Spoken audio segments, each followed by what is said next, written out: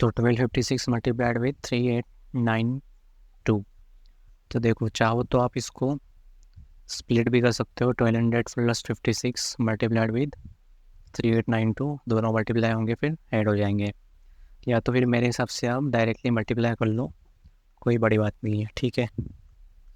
6 2 12, 9 6 54 plus 1 55, 6 8 48 plus 5 53, 18 plus 5 23, 5 2 10, 9 5 45 plus 1 46, 4 KD, 5 8 40 plus 4 44, 4 KD, 3 5 15 plus 1 15 plus 4 19, again 2 2 4, 9 2 18, 1 KD, 8 2 16 plus 1 17, 3 2 6 1 7,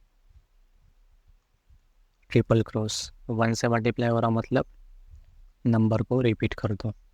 अब क्या होगा addition, तो ये हो जाएगा 5, ये हो जाएगा 9 प्लस 4 डेट इज़ 13, ठीक है। 4 4 8 8 2 16, 16 प्लस 2 18, 1 KD, ये हो जाएगा 10 12, 12 plus 7 19 plus 8 28, 2 KD, 3 7 10, 10 plus 8 18, 1 KD 4, ठीक है। तो क्या आ गया answer 488352, 488352 C is the answer. मिलते हैं अगली वीडियो में।